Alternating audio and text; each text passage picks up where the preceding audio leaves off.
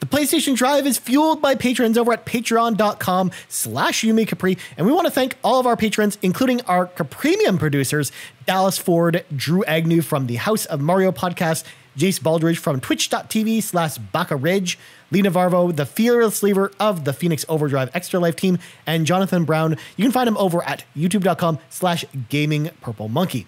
Our platinum producers, Brian Scott, Robbie Bobby Miller, and Trucker Sloth. And our gold members, Argo, Brennan Myers, Dallas Robbins, Emily O'Kelly, Heather Boney, James Johnson, Joel Brooks, Jose Jimenez, Mac Time, Benji Kong, Marcus O'Neill, RJ Kern, Dano, Skinny Matt, Mr. and Mrs. Nasty Boots, Fulia Fuji, and Xavier Reyes. Thank you so much for all of your support. Now, on with the show.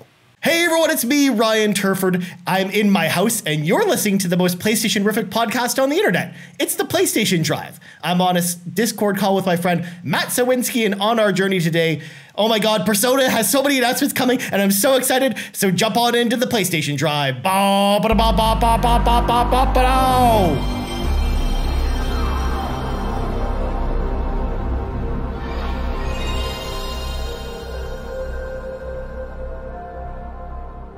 Ryan, I hope you know that when that Persona announcement came through, I just couldn't even sleep. So how are you doing?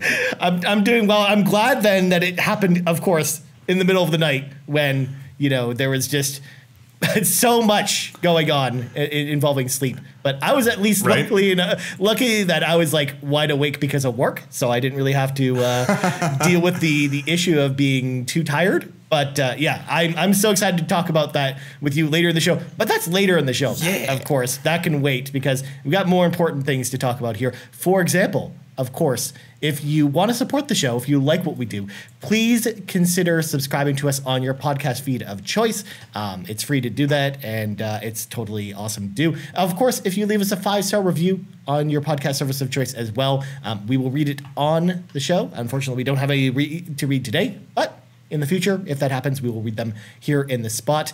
Of course, you can find us on YouTube. Search for the PlayStation Drive. But Matt, I'm springing this on you because we didn't talk about this before the show started. But YouTube channel is going to be changing homes. In fact, we're going to probably be moving it to a new channel starting next week with a custom URL. In fact, so stay tuned for info about that on my Twitter page at Ryan Turford. We'll be talking about that next week because we're kind of doing a whole bunch of just shuffling. So the fact is, Matt, I think it's actually a good thing because more eyes are going to be on the show. And for folks who have listened to the Yumi and Capri podcast, which is exclusive to our Patreon, you already kind of know what I'm referring to. So look out for that next week. Speaking of Patreon, of course, if you want to throw a little tip in the old tip jar, patreon.com/YumiCapri is where you do that. Of course, you get early access to this and all of our shows, as well as exclusive shows like the Yumi and Capri show, which Sean and I did a new episode of this week, so you can go check that out there. All right, Matt, let's grab our 8 tracks, pop them in. It's time for the playlist. Let's talk about what we played this week. And, man, you got some interesting selections, so let's hear from you first. What did you play? I popped on my PSVR for the first time in quite a long while.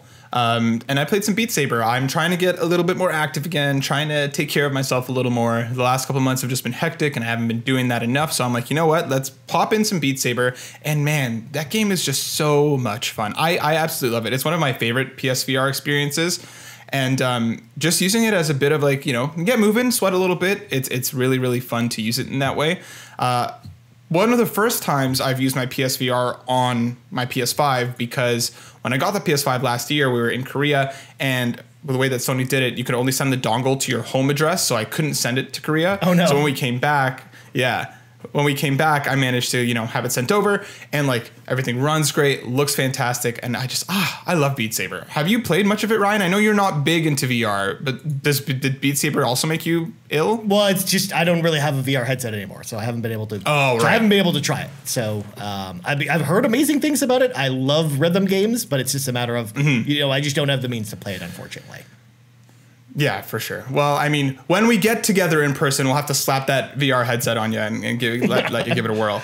Sure. I've heard it's a good workout anyways. So more than anything, I think it would be awesome for that. But yeah, so yeah, that's awesome that you're playing that. I also see you played It Takes Two this week. So tell me about that. Yeah. My partner and I have been playing it pretty much since launch, but like we've just kind of played it in bursts and fell off and played it in bursts and fell off. And that's not inherently about the quality of the game, because I think the game is mechanically and the way that it's put together is fantastic. I think the story is not great, like very much not great, but everything around the story is fantastic. The gameplay and the creativity and how varied each level is. We're getting towards the end, I think. We just did like the snow globe level for anybody who's played the game. But there are definitely moments in that game that if anybody's played it, the scene with the elephant is one of the most uncomfortable moments I've had in gaming, period. So the game itself, there's so much great to amazing to incredible gameplay, but it's just unfortunate the story drags it down so hard. Mm-hmm. But if you're looking for a really, really, really good game to play with a partner or with a friend, It Takes Two is really good, and I can't wait to see where else the game takes us, because it's super creative. It's so well put together. Have you played it at all, Ryan? No, mostly because I just don't really have like anyone around to kind of play it with. So I mean, I will probably play it before the end of the year, especially when it comes to like Game of the Year stuff. I want to make sure I've at least checked it out for that. But at this point, I'm kind of just waiting until I find like the right person to kind of play with. So for sure, one day, maybe one day. What about you, Ryan? What have you been playing? So I've been playing one game pretty much nonstop over the last week, and that's Final Fantasy XIV. Mainly because the game's had a huge resurgence. Just so many people are actually jumping into it either for the first time or just to play it, to kind of pick it back up again, especially because the expansion's coming out later this year. I know a lot of people, including myself, very excited for it. So I've been playing just a ton of Final Fantasy XIV and just loving it. I also just love playing with people in the community, which has been fun. Like I've had a lot of people hit me up because a lot of people know I play Final Fantasy XIV a ton. So it's been really awesome to play with just a bunch of new faces, but also familiar faces as well. So it's been been a lot of fun. There's like a free login period now or something, right? Yes. Something's going on to that capacity? So first of all, there's always been a free trial, which essentially allows you to play up to the full base game and the first expansion for free, as much as you want. Yep. But beyond that, if you've already purchased the game and haven't subscribed in a while, there's a free login period going on until the end of August, which will allow you to basically re-log in for free. And if you haven't subscribed for a while, it doesn't affect people like me who've been subscribing forever. But for those who haven't subscribed to Final Fantasy XIV in a long time, this is your chance to kind of reconnect with the game. Because I know they want to get the hype going. I'm going to make a commitment here, Ryan. I'm going to pick it back up by the next time we talk next week, and I'll have an update, because I finished the entire base game and I got right up into Heaven's Ward, and I decided to switch to an Astrologian and then got just stuck in that leveling grind, and I'm like 3 or 4 levels away from being able to continue. So I'm going to make a commitment here.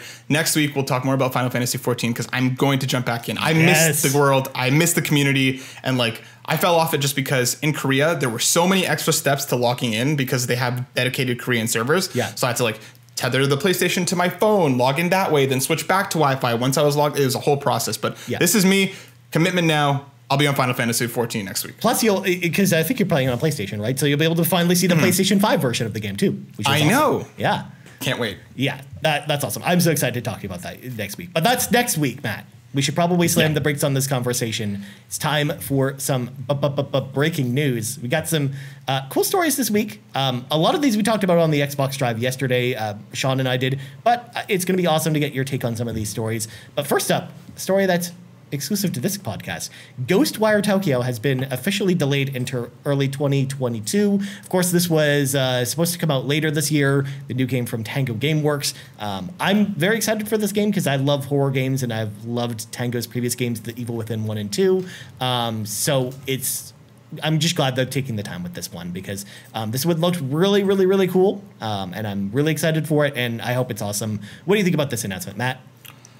I don't really have an issue with it. Like this, any kind of delays that are happening in the next year, I don't really have a problem with.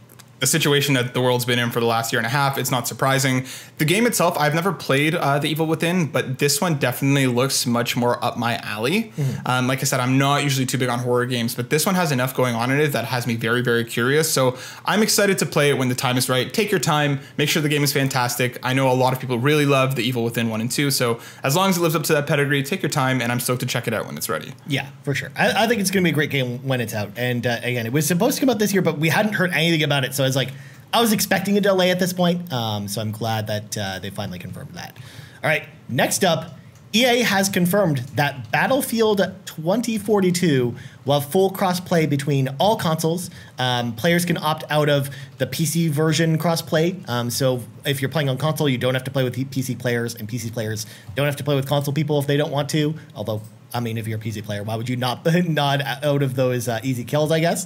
But I love that this game's finally getting this, because honestly, I think this is something that this game really needs. I think, especially with a multiplayer-only Battlefield, in order for it to succeed, I think it really needed crossplay between all the consoles, because it'll just really just bolster that player base, so that one of the player bases, for example, just doesn't fall off a cliff and you kind of just lose that amount of people you could have playing together.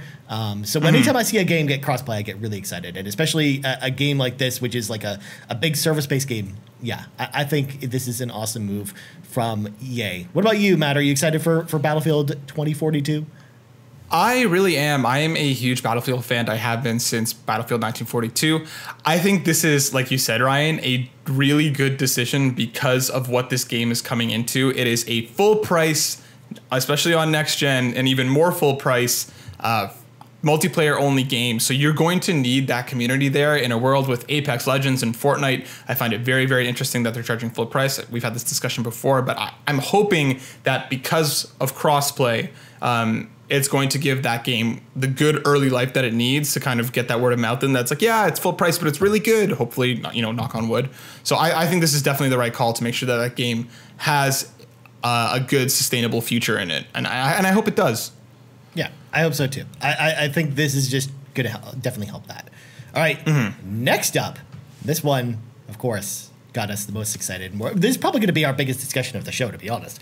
Atlus have launched a special website to celebrate the 25th anniversary of the Persona series, and have announced that 7 new Persona projects will be announced between September 2021 and autumn 2022. Now, before we get into this discussion, Matt, I want to bring in Seumas MacIsaac at Famous Seumas, because he asked a quick question about this.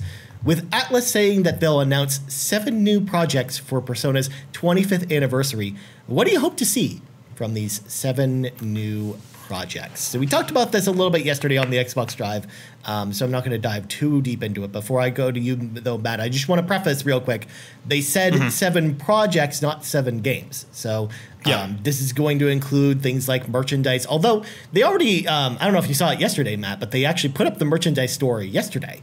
So the merchandise has already kind of been announced, although unless one of these announcements is like more merchandise, I guess. I don't know necessarily if any of these announcements is going to be specific merch based, since they've already kind of announced that stuff. But also, we kind of know one of the announcements already is probably going to be Persona 6, because if you go on the website, they have all the protagonists there with all their color schemes associated with them, and then there's a secret box with a question mark on it. Plain as day, going to be the announcement of the Persona 6 protagonist, as well as the color scheme for that game.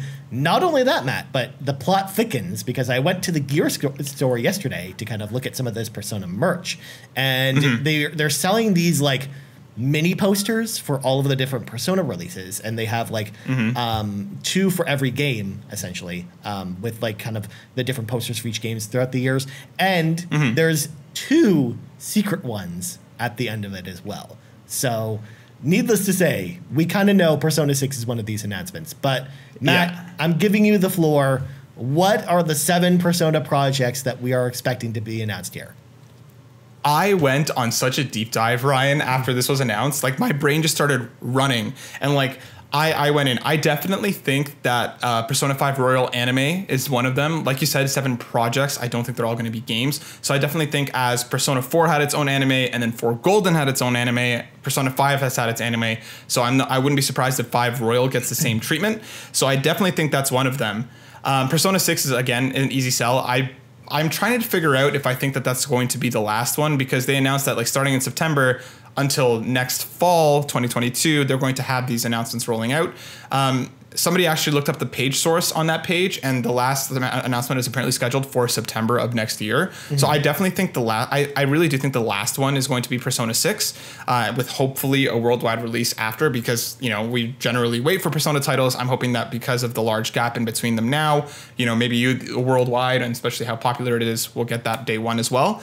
And then I went on an even deeper dive and looked at the survey that Atlas does every year. And on this year, there was a lot of Persona-based questions, some of which are stuff like a new rhythm action game in the Persona series. I don't know if we're going to get that because we've already gotten a rhythm game for Persona 5. So unless they're going to do some sort of new rhythm game that might combine a bunch of pro tags, kind of similar to what they did with Persona Q, possibly, but I don't know how likely that is at this point. A card game, Gwent, Magic, and especially, like, I mean, Pokemon and Digimon cards right now are huge all over again. It would be an easy sell to have either, I would guess, a digital card game, an online RPG. I don't know how that would work, so I'd be curious to see that one. Text adventure, a board game, a strategy game. A strategy game, we've already seen something a little bit when they did like the Fire Emblem / Shin Megami Tensei Persona Fusion game a little while ago. And then we have stuff like Persona 6, which we discussed. Persona 5 fighting game, I think, is a lock. I think that one's easy. 4 got like two different fighting games, so I think 1 for 5 is just, it makes a lot of sense. And then where I get into it, Ryan, and this is where I kind of wanted to pick your brain as well, because then there was a bunch of questions about full remakes of Persona, Revelations Persona, so the first one, Persona 2, Innocent Sin / Eternal Punishment, and a complete remake of Persona 3. Now, I really, really hope we get Persona 3 remade. You know, I would love it from the ground up, bring out a bunch of the quality of life updates that we've seen in Persona 5 and 5 Royal, and just kind of flesh that game out, because that game easily has the darkest story out of the mainline Persona games, out of 3, 4, and 5. So I would love for that game to come back, especially because if they did P3P with a female protagonist, it gives a lot of players a lot more agency to play how they want to play. I'd be very, very surprised if they brought back 1 and 2 again, remade in that same way, because those games are very, very different. But they are on the poster. So what do you think, Ryan? Do you think we're going to get remakes of 1, 2, or 3? Do you think we might get 4 Golden ported over to console? Like, where are you on this? Because anything I'm excited for. Yeah, I mean, to be fair, I'm with you, where I'm pretty much excited for anything they're pretty much going to announce here. I'm a little cautious to be optimistic about remakes, because obviously we know that the Persona team is not very big. And I don't know who else they're going to get at Atlas, or who we would trust maybe to get either at Atlas or at Sega to work on these remakes. Like, if they're going to do, they're going to go all out with these remakes. I doubt they're going to do that. But the most likely, like to your point, is probably Persona 3, because it's the most. It's the version that probably needs it the most, because it kind of needs like this Frankensteining thing to happen, where Persona 3 FES is probably the best way to play it, but it's missing the extra content for Persona 3 Portable. So, like, finding a way to make the ultimate experience of kind of combining them together is kind of what I think they kind of need to do if they're going to bring that game back. Or I think that's just what we could hope for. As far as Persona 1 and 2, honestly, I think they could probably just port the PSP versions and it'd probably be fine, which is actually more likely what I would expect for those games. As much as I would love maybe a Persona 1 remake, or even a Persona 2 remake, although that would be a huge undertaking because it's essentially 2 games. I think that the more likely scenario if we see those again will be ports. And I actually think it's actually pretty likely that they'll probably go more in the port direction with a lot of the stuff rather than full remakes. Obviously, I think Persona 4 Golden coming to other consoles, including PlayStation 4, seems like a lock to me as far as one of these announcements, and combined with maybe Royal coming to other consoles, because we've been hearing like rumors about Royal coming to Xbox forever. So I anticipate that like there's going to be one of these announcements is going to be like the port announcement of like, here are all the games kind of coming to either to all coming to PlayStation 4 or coming to other consoles as well. I think that's going to be one of them. We already kind of know one of them as well. I didn't say it off the top, but I know that we had this mobile Persona game get leaked in Japan, so we know that's going to be one of the announcements, I think.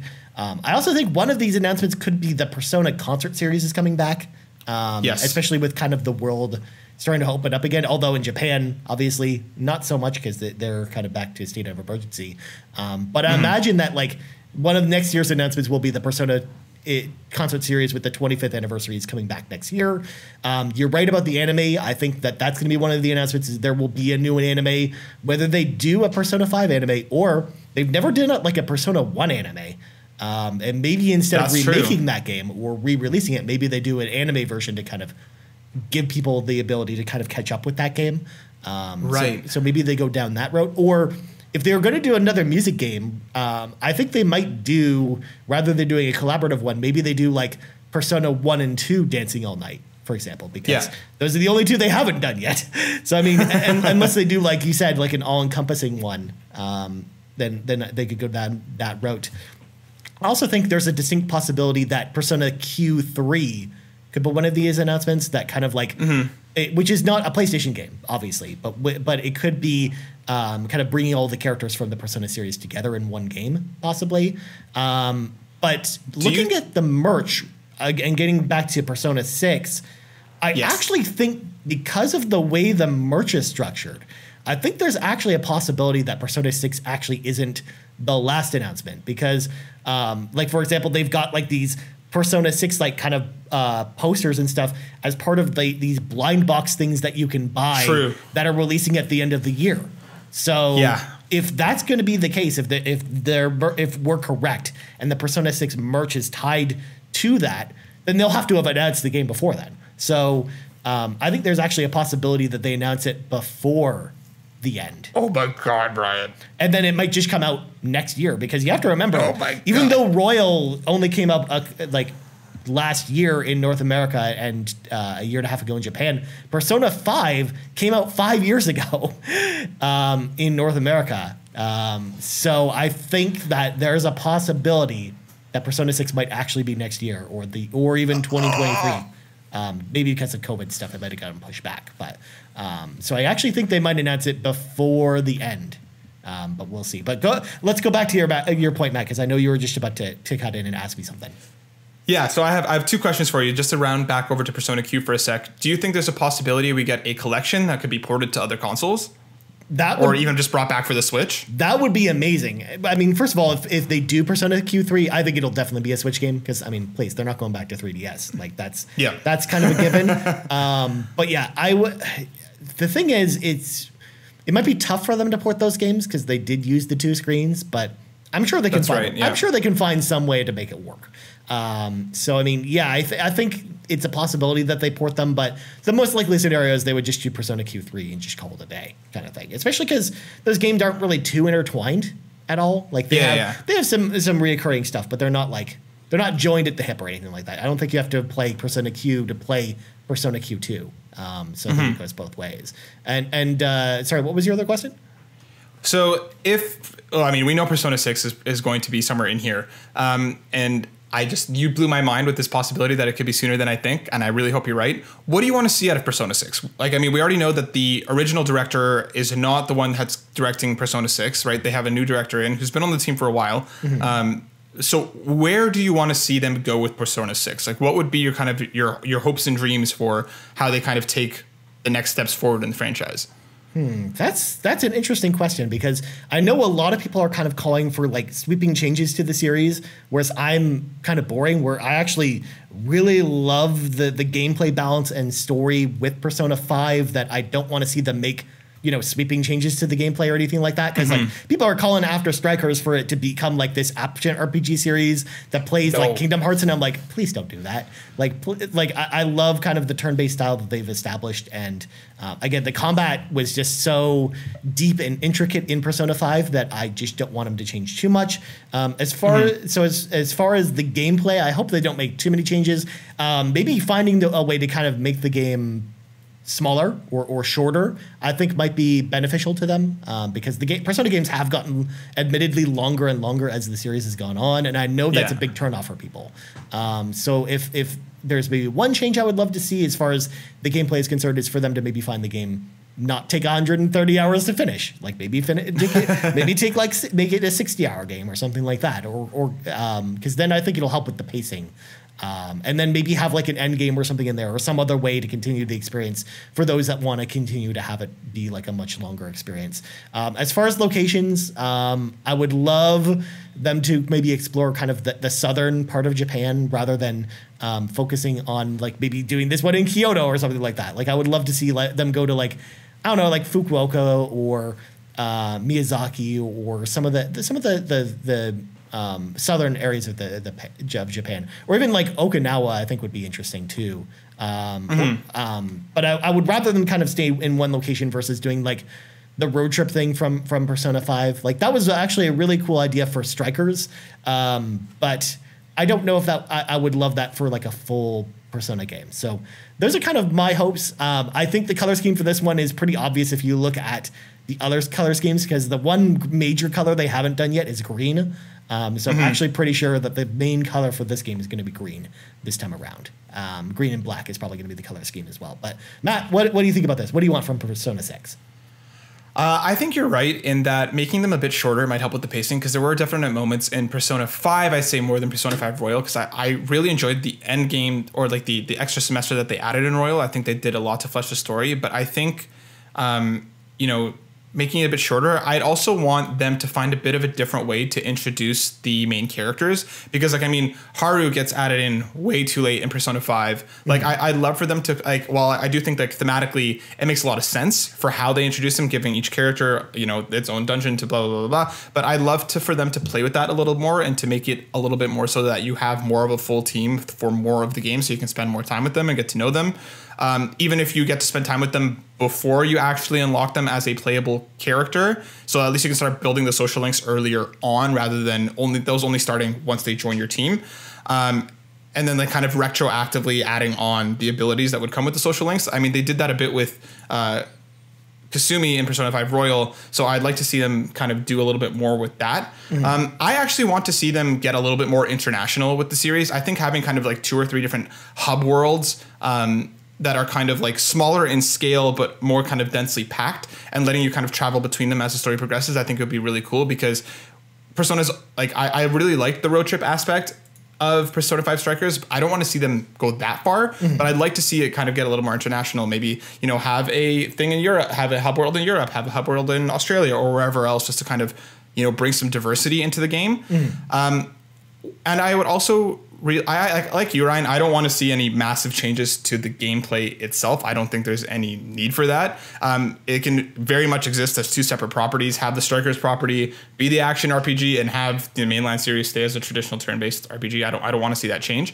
But yeah, I would really want to see also a female protagonist brought back. We haven't seen that since P3P, and I think that while it is a lot more writing, et cetera, et cetera, et cetera, I do think that it's about time for Persona. I don't think we need something as far as a character creation, because I think that kind of breaks everything that the game is. But I do think having the option for people to play the way that they want to play is important, and I hope we do see that in Persona 6. So for me, again, having the social links built a little bit differently, having your team come together a bit earlier, a little bit more of an international scale, and having a female protagonist, I think I would really love for all of those things to exist in Persona 6, to some extent at least. Yeah, because they definitely got away with from the character introductions being a lot quicker after they went to Persona 4. Because I remember in Persona 3, for example, the last time I played it, where it's I was really amazed that I had most of my party members by the midpoint of that game. It wasn't even towards the end. Whereas again, by the time you get Haru, you're on the third last palace essentially at that point. Exactly. So it's the game's almost over at that point. So yeah, I hope that they maybe go back to that level of pacing, because again, that's one of the reasons why I really like Persona 3, and it's why it's my favorite, because I think it's the best paced of the 3 games by far. So or at least of the newer games, I should say.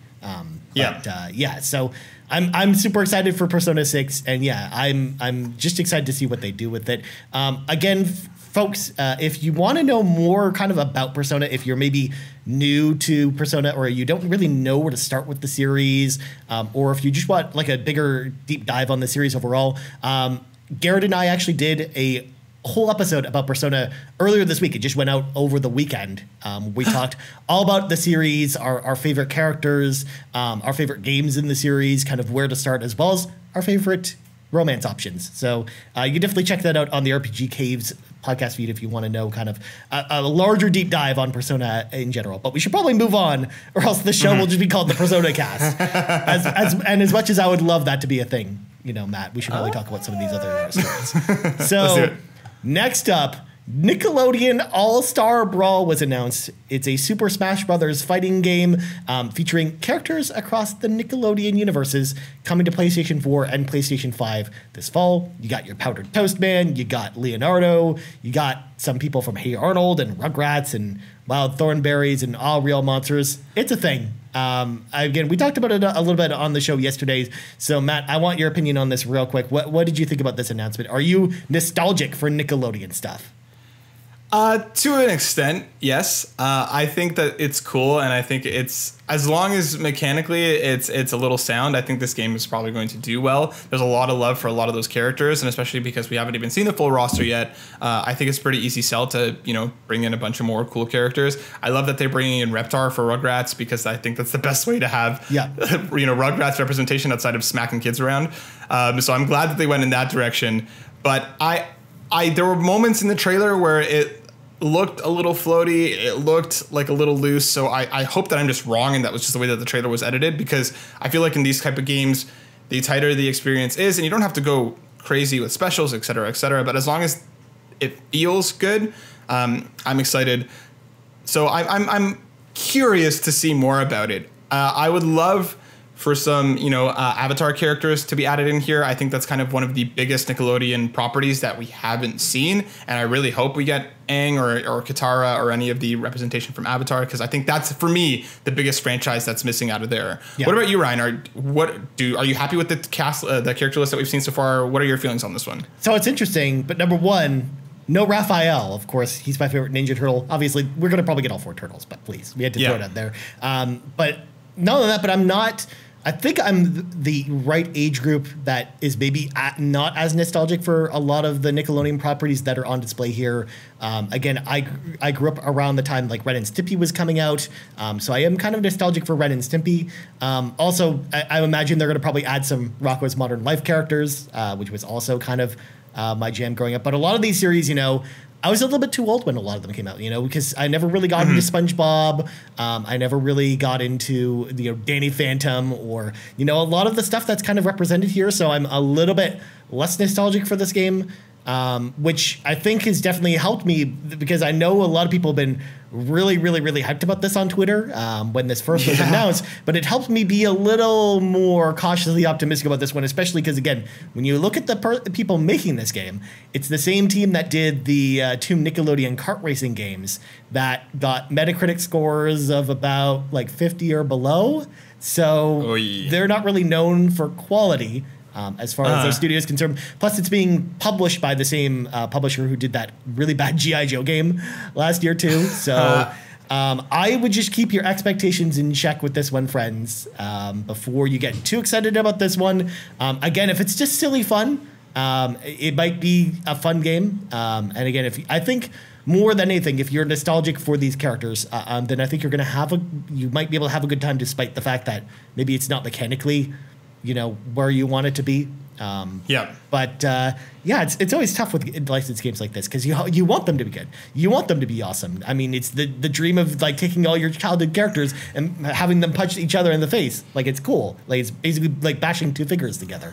But at the same time, obviously, it's a tight rope, because a lot of these experiences don't always turn out to be great. Even though we've had like a good string of licensed games recently, this is one I would be a little bit... I would wait for reviews for this one before picking up. But as long as it's not like that Kung Fu Panda game, the fighter that we got on PlayStation Plus a while ago, as long as it's not that bad, as long as it exists in the space between that and Smash Bros., I think this game will be fine. But yeah, I think you're right. I think this is definitely a wait for reviews. For sure.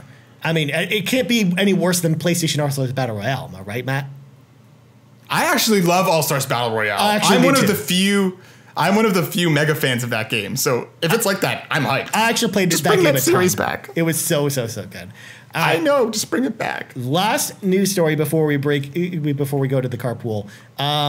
This is kind of a weird story that came out of nowhere over the weekend, but basically the star actor for Lost Judgment, Takuya Kimura, who's kind of like the face of the franchise, they've run into some issues putting the game out on Steam because of his talent agency, where essentially they don't want the game to ever come to PC, and Sega really wants the game on PC because Sega really wants all their games on PC because they've seen like really good returns on PC games.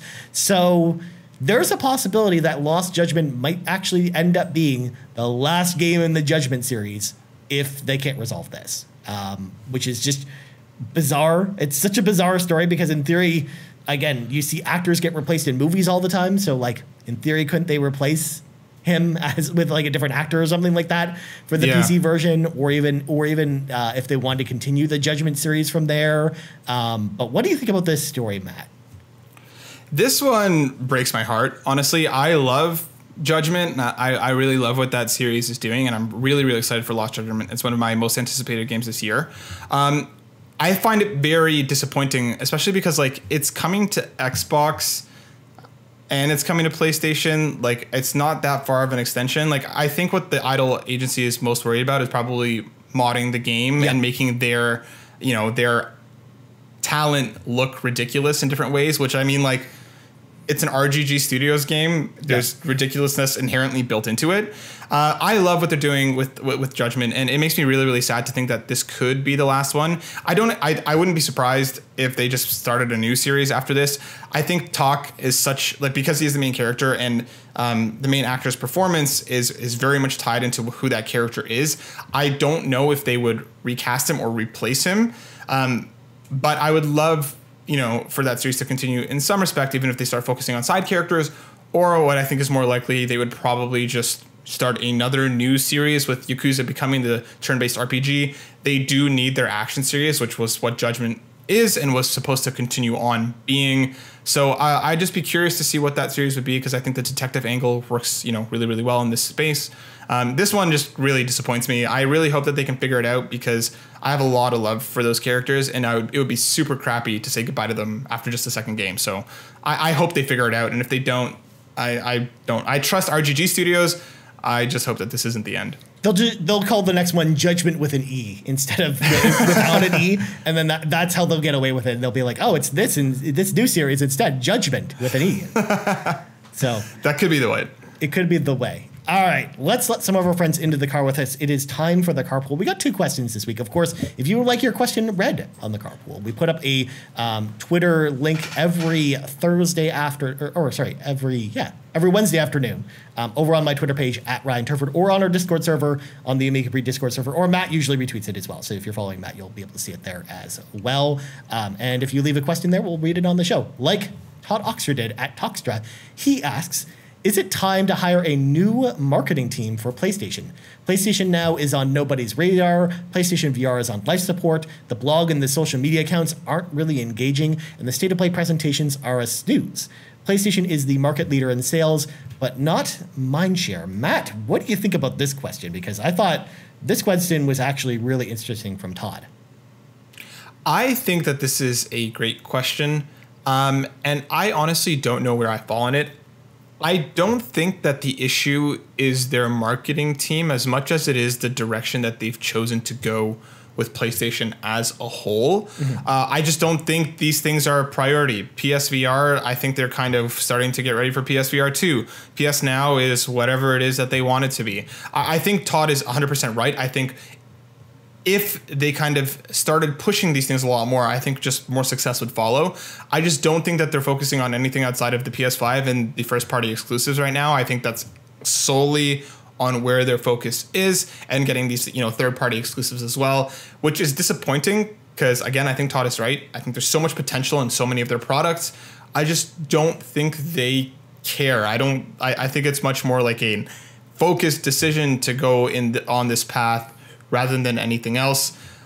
I don't know how much of that is because of COVID. I don't know how much of that is because, plans have been potentially delayed, or if it's just a conscious decision to focus on what's working for them. Because like you said, they're the leader in market sales right now. Like the PlayStation 5 is doing incredibly well. The games sell incredibly well. But I hope that they start to do something a little more creative and get out in the space more, because I hate to see them go back to the PlayStation 3 era of smug Sony, smug PlayStation, where we're the leader and nothing else matters. I don't want them to fall back into that space, and it seems a little bit more and more that they're slipping back into it. It's not a knock on the quality of their games, but I do think that there is something missing here. What about you, Ryan? Do you think that they're messing up here? Yeah, I'm with you. I don't actually think it's the marketing team's fault. I will say, obviously, I wish that they put more stuff on the blog, especially because, I went to go look for some of our news stories on the PlayStation blog, and they had, 2 entries between the last time we recorded and today. Whereas if you go on the Xbox Wire, there's just so much stuff there coming out throughout the week. Especially, anytime there's a new announcement on Xbox, for example, they put stuff there. So I definitely agree with Todd when it comes to kind of the blog and social accounts. But I think part of that too is also just the way that PlayStation as a company is just run. It just reminds me of kind of the way Nintendo works, where Nintendo obviously is not doing all this extra stuff either. And is very much we'll tell you about this stuff in directs, which obviously are usually more exciting than State of Plays, or at least to Nintendo fans versus, in respective to us PlayStation fans being excited about State of Plays. So, I definitely think that some of this stuff could see improvement as far as the blog and social media accounts, but I think they can only talk so much, because I think a lot of that, like you said, comes from the top. It comes from Jim Ryan and the other heads of PlayStation and PlayStation Studios. I think they feel they don't need to talk about stuff, because to your point, they're on top of the world at this point. They don't need to they don't need to tell you about everything all the time, because people will be excited about buying their consoles and their games anyways. So, or at least that's the way I think they look at it. So, I think that's the change that more needs to happen more than anything before some of this stuff starts to turn around. And you never know, it might not turn around unless Microsoft has this huge resurgence or something like that, or if they feel the need to do this. PlayStation Experience, if they brought that back, because I know we'd heard rumblings of maybe PlayStation Experience coming back. I think that would be a good first start, having a big community event where everyone kind of gets together to celebrate PlayStation. I think would be maybe a good start towards kind of winning people back, as far as winning some trust back. But again, people are just excited about PlayStation stuff in general right now, which is, I think, again, why I don't think they really need to do anything right now. But let's bring in Seumas MacIsaac once again, at Famous Seumas, with a second question. And he asks, what is your favorite special edition PlayStation console? It can be any of the consoles. So, Matt, first of all, I don't think you or I either of us really collect special edition consoles at all. I have the green Halo edition Xbox, but for the most part, out of all the special edition consoles that have been released, that's pretty much the only one that I have.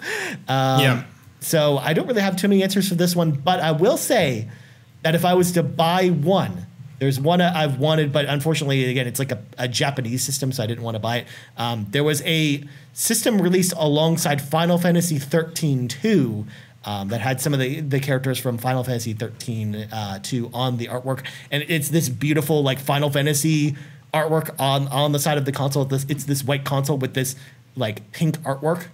It looks really fantastic. So if I was to have one special edition console on the PlayStation side, that's the one I would go with. But again, I don't really collect special edition consoles, so I'm not the right person for this. But what about you, Matt? Yeah, I'm with you. My problem is that I always try and grab, especially PlayStation consoles, at launch, and usually those special editions come much later, and I just don't want to go through the hassle of trying to trade it in and paying extra for the new one, et cetera, et cetera. So I appreciate it. I also think that PlayStation, as far as special editions go, I think Xbox has been a lot more creative in that space and making much cooler stuff. But I'm a little bit boring. I really like the PS4 20th anniversary edition, the one that looked like the classic PlayStation. I think that one looked really, really nice. Yeah. And along with the 500 million PS4 Pro, that was that dark blue and slightly bronzy goldy one. I think that one is just, I think it looks really clean. It looks really nice. But I would love to see them get weirder and weirder with the limited editions, and especially now that on PS5 you can snap off the end bits. I'm blanking the plates. There we go. You can snap them off. I'm surprised that they haven't done anything with that yet. Why not release cool stuff in different ways like that? But I hope they get a little bit weirder and more creative with it, because I think there's a lot of potential there. Yeah, for sure. I mean, you don't have detachable plates on that console if you didn't at least at one point have the idea of selling your face plates. Exactly. Otherwise, I think they would have made it harder for people to get off, essentially. But anyways, we got to go. But before we go, Matt, plugs go. Yeah, you can find us over at youtube.com/burnoutbrighter. We are doing a whole bunch of PAX content over the next couple of days. We had an interview go up yesterday with the team behind Button City, and we're going to have much, much more in the next few days. So please come check that out. And we're gearing up for episode 100, which we're finally starting to talk about. We are going to be doing giveaways. We're going to have special guests on. We're going to be giving out a whole bunch of stuff from a bunch of different places. So come check that out. That's going to be in the next couple of weeks. Very nice, my friend. As for me, you can find me on Twitter at Ryan Turford. Like I said, follow me on Twitter to find out more maybe about what's happening with some of the YouTube stuff next week. I promise it's actually exciting. So there's actually good news that's going to come out of this. So follow me there. Also, we talked about maybe some giveaways on the Xbox Drive yesterday. We'll be talking about those more soon, because I don't know if you saw it, Matt. We actually got some Space Jam controllers, and we're going to be giving one of those away, as well as some Game Pass codes and some other stuff. So that's coming up. We're also heading towards episode 200 of the Xbox Drive as well. That's in 2 weeks, and people are going to see some cool stuff for that. But for Matt Sawinski, I'm Ryan Tifford. This has been episode 9 of the PlayStation Drive, and we out.